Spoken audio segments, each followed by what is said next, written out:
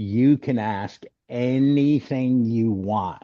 I feel like the road I went through, I'm dying 4 times. If I can have anyone listen to this and prevent that from happening, it's a success. That was today's guest, John Weiman. I'm your host, Joshua Kangley, and this is Table Talks. 1, 2, 3, 4. You're listening to the Table Talk Show.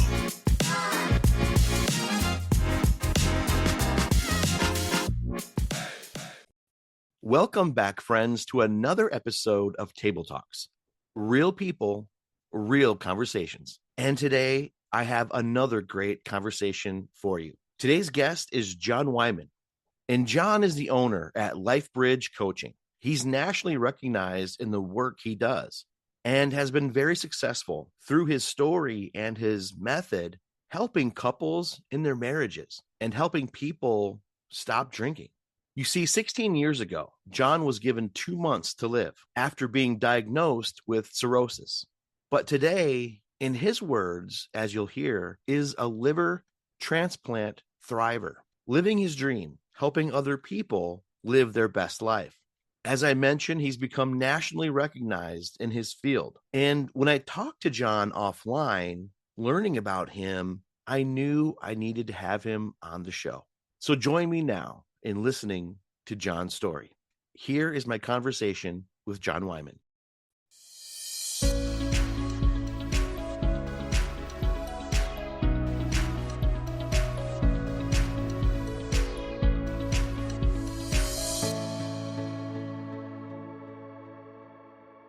John, welcome to the show. Josh, thank you. It's great to be here.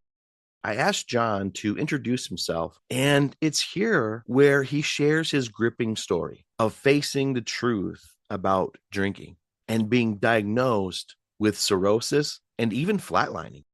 16 years ago, I walked into a hospital here with a stomach ache. And after 4 hours of testing, the doctor, each time they came in, they were more serious. And the doctor finally came in and said, "All right, John, here's the deal. You're in complete liver failure. You keep doing what you're doing, you'll be dead in 2 months." And I said, "Okay." I was drinking too much. I was diagnosed with cirrhosis. And I said, "Okay, I'll stop." And I stopped immediately. Um, I walked out of the hospital and I thought, what do I do now? My mom had an incredible battle with cancer, and she also drank too much. And I thought, well, if I can be half as strong as her, I'll be okay.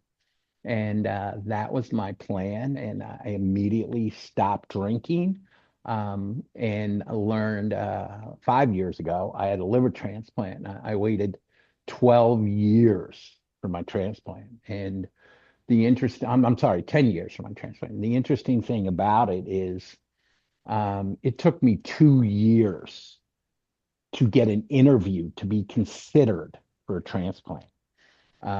Essentially, what I had to do during those 2 years is my doctor would call me and say, "Okay, John, go pee in a cup. The hospital wants to see the results." So I would get calls sporadically and then have to go that day and prove I was not drinking. So after 2 years, I finally got an interview at Penn in Philadelphia, and I met with 12 doctors. And they said, Dr. Shiked, the chief of transplant surgery, said, "Okay, John, you messed up your liver. Why should we give you one?" And I said, "Dr. Shiked, because I guarantee you I will make it to that table. And after that, it's your turn. You got to do the rest, but there's no doubt in my mind I'm making it to that table." And he said to me, "John, as you were speaking, I was looking around the room, and normally we take 6 months to make a decision. But you had such conviction in what you said. I saw every doctor in this room nod, yes, we want you." So we got that. We got accepted onto the list.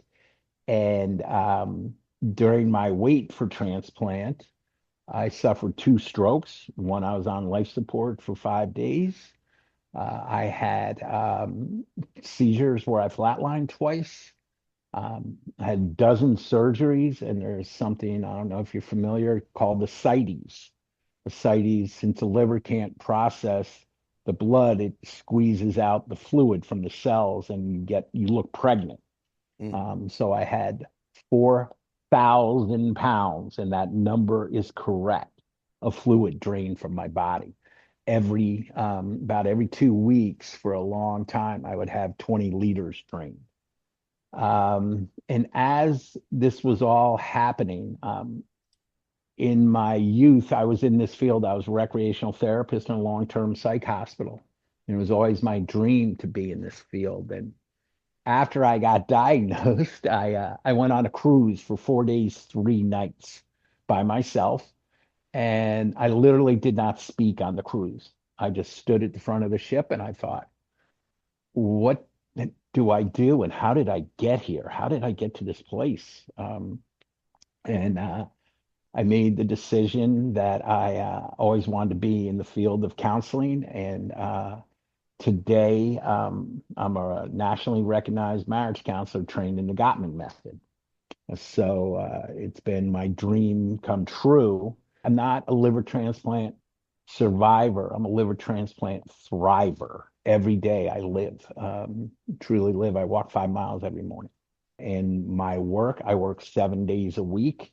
But Josh, I don't work a day a week because I love what I do. And in my practice, I deal with alcohol abuse, as well as, obviously problems in marriage. And alcohol abuse, I've been lucky enough to have an influence on several people's lives where they stop drinking.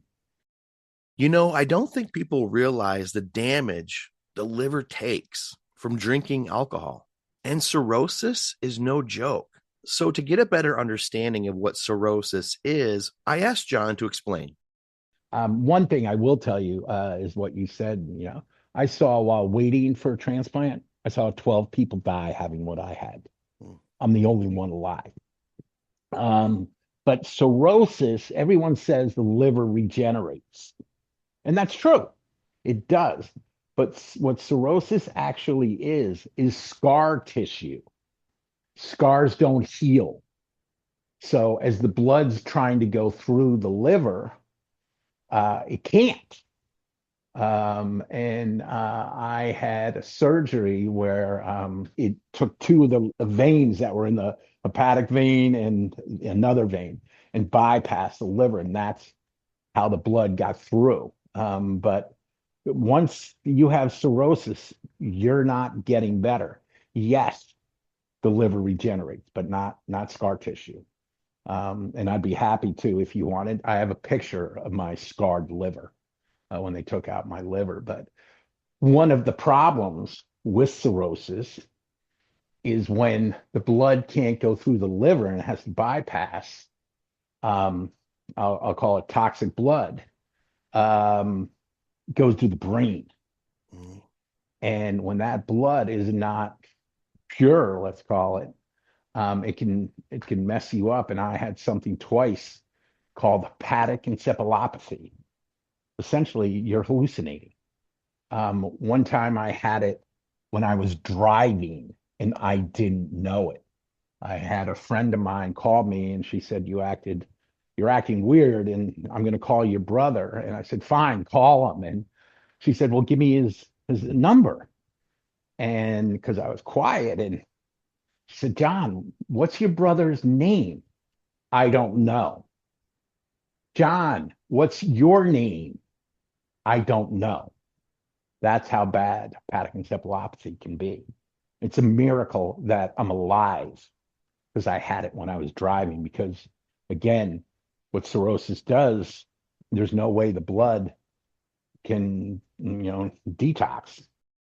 John overcame this diagnosis. He stopped drinking and has been thriving after his liver transplant, now living his dream, doing his counseling work. So I asked John about LifeBridge coaching and how he became nationally recognized in his field. I am trained in something called the Gottman method.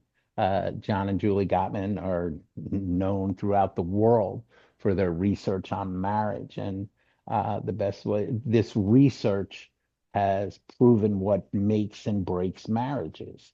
So this is how I've built my practice. Now, one of the things I done that's given me the national recognition, Josh, is I don't do the hour session where that's, oh, Josh, you're saying something important right now? Really? I need your credit card. Time's up. Obviously, it's not said that way, but that's the reality of it. What I've created is a model where I charge per session, not per hour.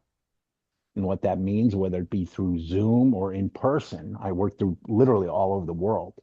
Um, I want it to end better than it began, and I really don't care how long it goes. Typically, it goes about 3 hours. If you want to set the record, it's 4 hours, 45 minutes. I don't care. And in addition to the session, either person can call me anytime they want. And if we talk for an hour, it's included. I mean, it's 2:15 my time today. I haven't seen anyone yet today.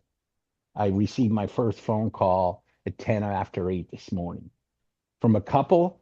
I spoke to the wife who I met with last night, and she said, "Hey, John, can we talk? This is what we talked about on the way home, and I wanted to get your take on it." So, and the way I look at it is, this is their life, and I can't just say time's up.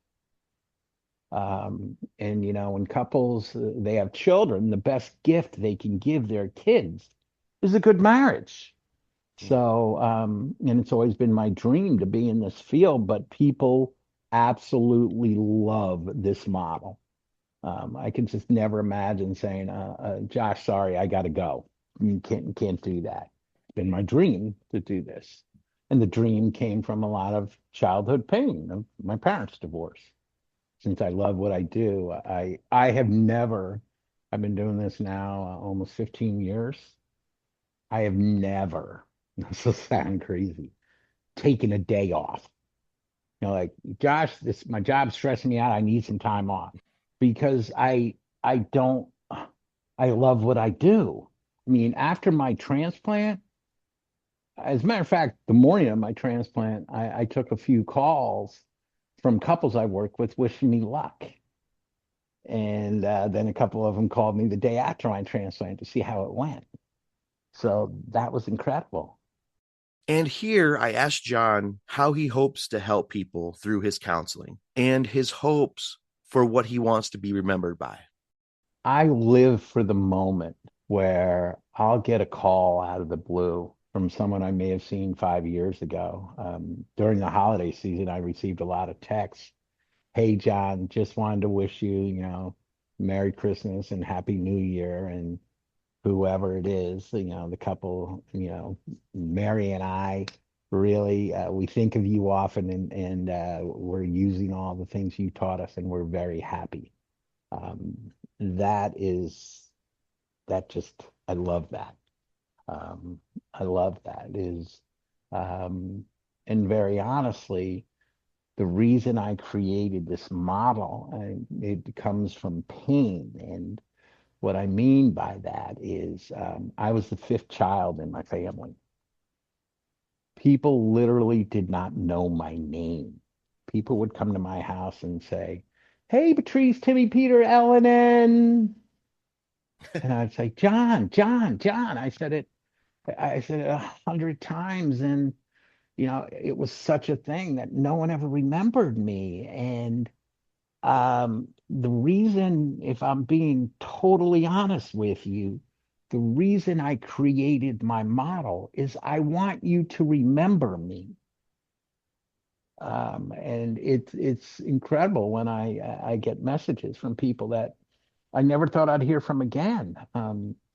And as far as being remembered, I'll never forget this, Josh. I was in transplant waiting room one day with another patient, and we were looking out at the building being built. And I said to this other transplant patient, "You know what's really cool about that building going up?" She said, "What's that?" I said, "By the time that building's up, we'll have our transplants." I was giving her hope.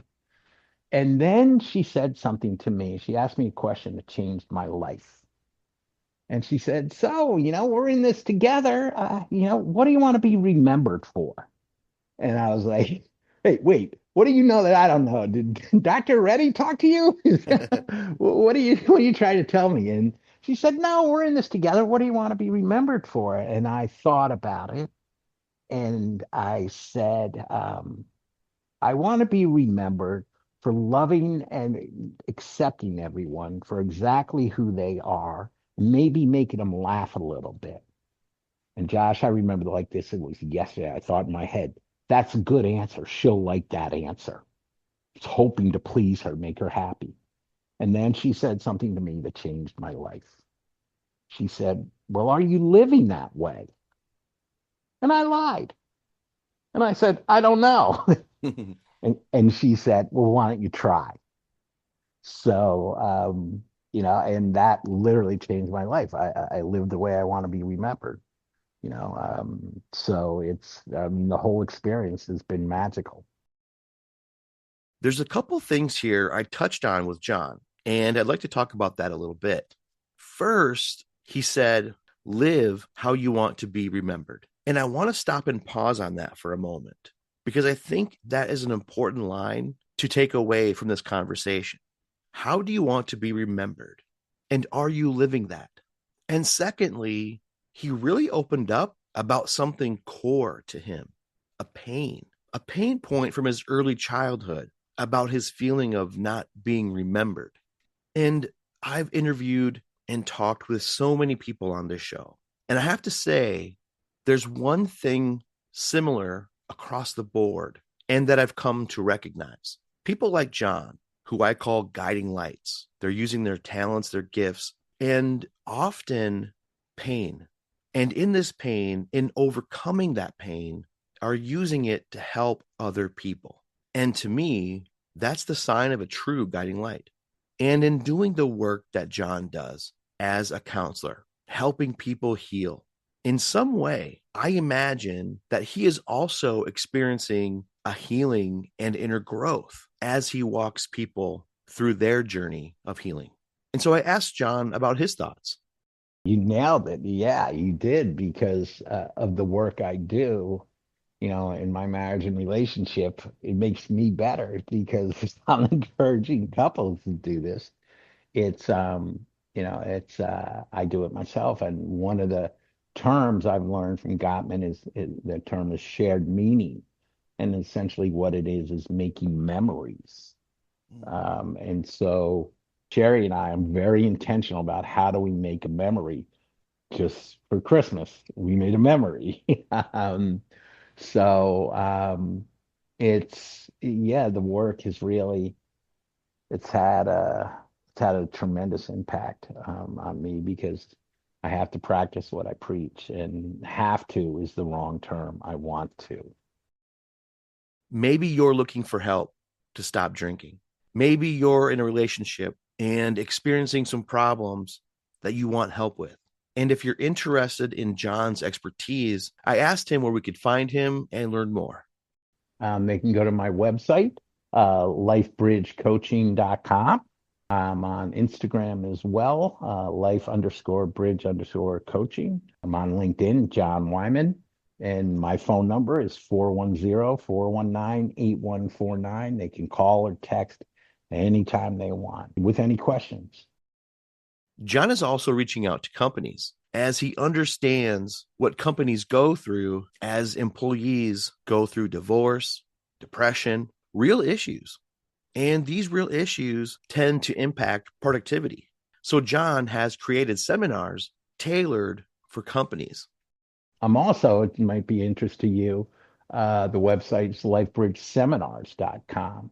And what I do is for corporations, I do a 3-hour seminar because divorce costs companies over $180 billion a year in lost productivity.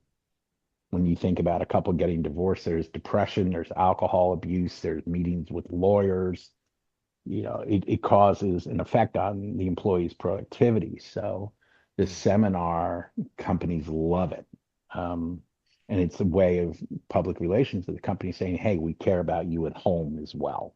Focus from mine for 2026. But if any company listening would love to, you know, call, please feel free. And as always in these conversations, I like to leave the last word for our guest. And here's what John had to say. As I said, the woman who said about what do you want to be remembered for, I would encourage couples to live the way they want to be remembered. And please remember, if you have children, the best gift you can give your kids is a good marriage. What a great conversation. And I hope you all enjoyed it as well. All the links that were discussed to learn more about John Weiman and LifeBridge coaching can be found in the show notes. And remember, for more positivity, good news, and uplifting messages, you can always go to guidinglights.org. That's www.guidinglights.org. Thank you for listening to today's conversation. If you know someone who could benefit from it, please go ahead and share. Remember to like, follow, subscribe wherever you like to listen to podcasts, and let's keep these conversations going. If you have any thoughts on the conversation, please leave a comment. You can also email me with any questions about the show at admin@guidinglights.org. A big thank you to our guest, John Weiman. Thank you so much for your time and sharing your story with us today.